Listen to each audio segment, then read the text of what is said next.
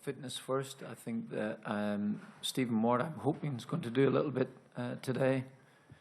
He's improving daily, which is good news. And John has done very well in the last couple of days as well too. So we'll have a little look, see how they are. And but Stevens is his injury was a kick, and it's blown up quite severely. But he's doing very, very well. Whereas John's, you know what John's injury is. And but John, as I say, did a little bit of work yesterday, and is feeling much better. So we'll see. The second part was what? Yeah. When was that? 2004 and 2009. You're stretching it. You're really stretching it, you know. And when Jules Rimet started in 1930, you know, I don't know. Well, who knows? You know. I think we'll go in with some confidence into the game, which is the most important thing for us, on the back of the performance and result against Italy, which is good. We go to the next question, the gentleman in the red shirt. Martin, just when you look at the Swedish and Italian midfields that you faced, there you would have to say there's a lot more talent in the French midfield. Does that make it impossible to approach this game tomorrow in the same way as you did against Sweden and against Italy? No, I think that the approach is within ourselves. That's the most important thing. You know that you're going to play up, or you're going to come up against top quality players, whether they play midfield, whether they play in forward positions, or whether they're just about the best defenders going. So I don't see it like that. I think that we meet this quality opposition, you know, on a regular basis at international level. So I think that the players are ready for it. You know, I think you might be doing a disservice to some of the Italians who play at a pretty high level to say that they wouldn't have the same quality as the French. The French are very good players. They play it with big teams, and they are obviously have to be watched very, very carefully. But we'll approach it like that. But when we get the ball, we'll try and use it as well as we did the other evening. Martin, next question, yeah, just up here. The French have had obviously a lot longer off, a lot longer to rest than you have had. There is a seemingly ridiculous disparity in the number of tickets that you will have compared to the French. The French are at home, so things seem to be stacking up against you. Does that matter, and does that appeal to your own sense of kind of winning against the odds, as it were, which you've done before in your career? Yeah, I think that the ticket allocation is something that I do have a gripe about. I think it's totally disproportionate for a stadium of this size and this brilliance for us, or any team who was going to be playing in the round of 16 here, to be allocated less than 5,000 tickets is, I think, would be pretty unfair, really. In all honesty, you know, I'm quite sure the few gentlemen around about the place wouldn't necessarily agree, but I think it is. I think it's totally disproportionate, and not just don't mean because it's us. It would be if any side. I think that there should have been a certain allocation left aside for the side who would make it here, and France have had that opportunity, having advanced 3 days before us, and so it's going to be severely one-sided in that aspect. As regarding the rest, I think you just have to take that into consideration. It was always going to be the case when we kicked off last in the competition that we were going to face this problem at some stage or another if we qualified. It's upon us now. We'll just have to deal with it. Sorry, just a second part of the question, Mark. Can you use it as a motivation? Well, as I say, the second part is something that you'd have to deal with. It's not the first time that the international sides have had, you know, maybe an advantage in time of rest. we have to cope with it. We have to really get on with that. And I think if the players have recovered in time to show the same zeal and I think and the same energy as they showed the other evening, then we will be ready for it.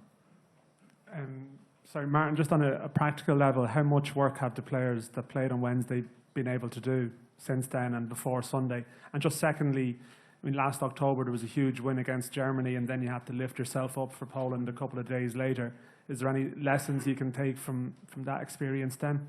Well, the most important thing for the players who played that game at the level that they played, at the intensity they played, and obviously the way they kept that energy level up throughout the 90 minutes, that's going to take its toll naturally. So those players, including Richard, have done very little in that time. I wouldn't have expected them to do so. So rest is the most important thing for us. And we'll go through a couple of little video things in the lead up to the game. But outside that, no. We've got a little bit of work today, but we won't be doing that much. And some of those other lads who played in the first two games and who didn't play in the second match will just as a matter of ticking over. It's tournament football, as I've said, and you've got to rest up. And sorry? Just with regard to any lessons you can take from Germany to Poland last October, a 3-day turnaround as well? Well, yeah, that was a quick turnaround, I must admit, so we got absolutely no time to enjoy the victory over Germany. But I still believe that the German victory gave us the platform to go on and beat Bosnia. But in terms of your question, well, hopefully we'll maybe try and pick up something from it in any way we can. Okay, next question, gentlemen, with a beard. Martin, Didier Deschamps was talking about Dimitri Payet and how as an older player.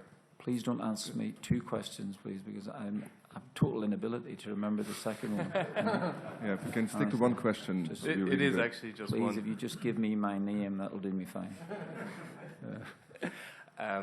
Dimitri Payet came up in a previous press conference about how as an older player he's perhaps making a late break into international football, how he appreciates it and he's not going to let the opportunity pass him by. There's a lot made of the fact that Ireland have the oldest squad here at the Euros. Do you think you have a lot of players who also really value this experience and know that maybe it's not going to come around so many times for them? Yeah, I'm absolutely convinced of it. Absolutely convinced that the older players here will feel that they want to enjoy it as much as they possibly can.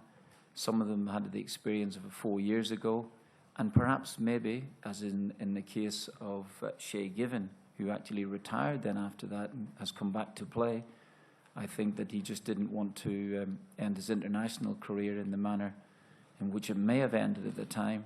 He's done splendidly for us in the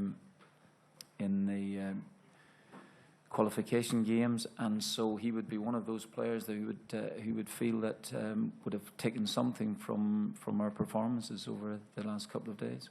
Yeah, absolutely.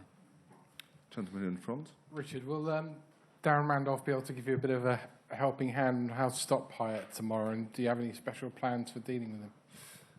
Yeah, of course. Like the manager said there, we go over the video analysis of their strengths and weaknesses, and for sure he's having a great tournament, and he's proven that with West Ham this year. And yeah, sure, we'll tap into Darren's knowledge of him. He's obviously worked with him very closely.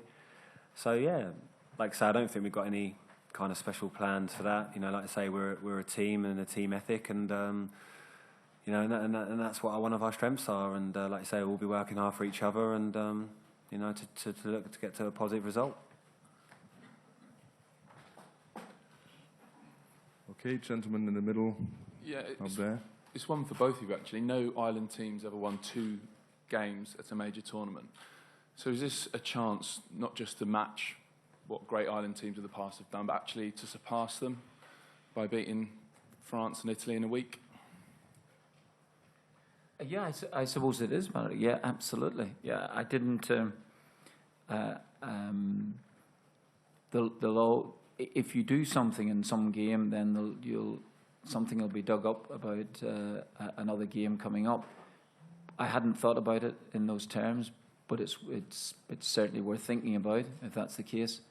I think think the players really are just feeling that the confidence they got from the other evening is something they definitely taking into the game, and I think they feel they can win it. If you tell me that if we've won that, that has meant that Ireland have won 2 consecutive games. Well, I think the whole squad would be delighted with that. Richard, a hell of achievement, wouldn't it? It would, yeah. I think like the manager says, I don't think we're concentrating too much on anything like that. I think we realise how important the game is, you know, against the hosts. You know, we're going to be the underdog again. You know, people, like you say, have probably written us off in the group, probably didn't think we could get out of the group, and, you know, we're here now. So, like I say, the manager said, we're going to take confidence from the game the other day. We've got a great squad, a great togetherness, and, you know, and that will certainly help us in the game tomorrow. Thank you. Next question, gentleman here. Martin, now that we're in the knockout stage, there's a possibility the game could go to penalties. Is that something you would practice? Yeah, we have. I think Richard will agree with me. We have been practicing. And in the course of it, we've done that quite a number of times, way back when we started out in even in the training before we arrived here in Paris. So if we do get to penalties, there are at least 3 players I know who won't take them. You know, so you know, who haven't been able to hit the target too often. You know. So, yeah. I shall not name them, but if they don't come into the first 11, you know, you will have a fair idea yourself.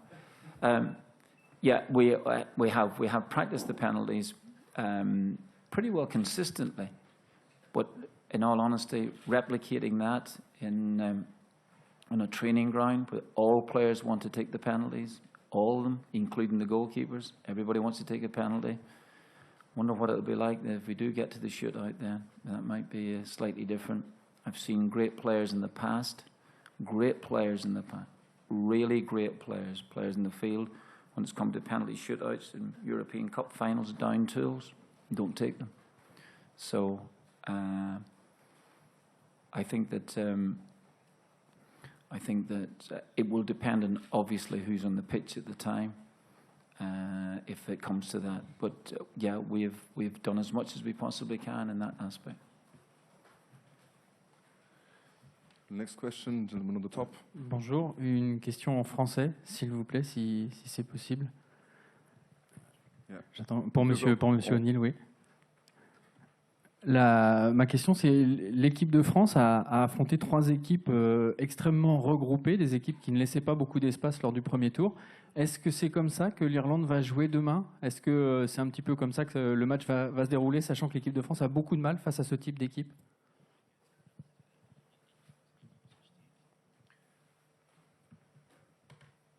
Well, I think that I think that's really the nature of the game. That when you don't have the ball, doesn't matter who you are. When you don't have the ball, you're trying to deny teams space to actually hurt you during the course of the game. And the better the player, the more damage you can do against you. So I always find that great players eventually will find that room and space, regardless of how closely you might deny them. And France have definitely got a number of players who can play and who can exploit that space. So I don't think that if you tell me that all 3 teams have played in a containing role against France, I'm not so sure that I agree with that. I don't think. I thought Romania played very strongly. It was the first game, and of course there's going to be a bit of nervous tension around. And France, as the host nation and possible favourites for the competition, do have to carry that around. But I think France remind me in some aspects of 1998, when a lot of pressure to do well, and but they improved as the competition went on and eventually won it. So this particular team may well feel the same. Okay, we get into the last questions. The gentleman up here. Martin, could I ask you, please, do you intend to send out a side that's as adventurous as the one which, you know, you named against Italy or are you just? Is there a need to be a little bit more cautious in the circumstances? No, I've spent my time in the last 2 odd years here in qualification, sending out what I would consider adventurous teams to win games. So I don't see it. We had a chance. Players had played 2 games in quick succession. We played a very adventurous game against Sweden. We weren't allowed to play well against Belgium, and that can happen because they're a top-class side. I think they're rated 1 or 2 in the world at the moment. So that might tell you something about them. And they're entitled to be able to pass it past us occasionally. The game against Italy, we needed some extra energy into the team. Someone said that we've got some old players playing, or older than, certainly in their 30s, and so we had to get that energy into the side, which we did. And not only did we have that energy, and we played brilliantly in the match. So we have those things to look forward to. But I don't think that you'd want to head out of the competition meekly. That's the most important thing. You want to go out and you want to go blazing if we can. And we want to try and stay in it because we feel that we can do something. Okay, any more questions? Yeah, just last 2 over there. Gentleman with the blazer. Martin, how impressed have you been with the way the players have embraced playing in the big stage, in the big tournaments, and also their mental toughness throughout the competition? I think that the mental toughness has been very, very important. The very fact that we had spurned a great chance with about 5 or 6 minutes left in the match against Italy, and I suppose the players would have been thinking, well, that's it. Then Robbie Brady starts to move off and continues his run into the penalty area. Absolutely magnificent. Meets the ball without any fear at all. This lad had just been crushed a couple of months before against Norwich, and but he showed absolutely no fear whatsoever. And I think that goal probably epitomised the spirit that we have in the team. And you know, we keep talking about spirit. We've got some players who can play, some players who've come of age. Robbie's been terrific. Jeff Hendrick has been great. There's been some great performances by the side, which had to be because you couldn't play that well against Sweden, or you couldn't play that well against Italy and get 4 points in the group if we hadn't some players who could play. Richard, can I just ask you have to be very patient and sit out the first 2 games there. What does it mean to you to have got your chance the other night and to have been involved at a major tournament? Yeah, it's obviously personally a very, very special moment to be involved in that game and to play how we did. I think I mentioned before, you know, obviously, you know, the qualifying campaign went very well, and just to be part of this squad was, you know, massive for me. To come to a major tournament to represent your country is a proud honour for me personally. Like the manager said, he had some very tough decisions to make in the first game. He went with the team played very well. We deserved to win that game. And it's not about individuals, it's not about he should play, it's about being a team, and you know, and that's what we strive for. You know, like I say, we're a very close group, the 23 players.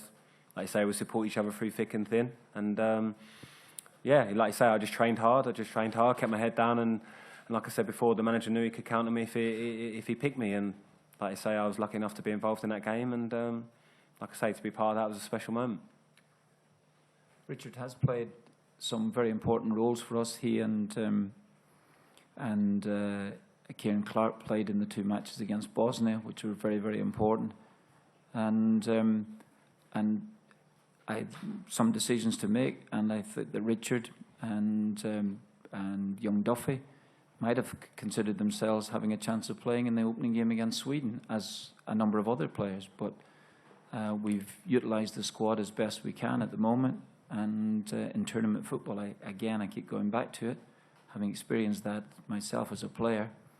The games come thick and fast, and you do need some energy in the team. So. Okay, thank you very much.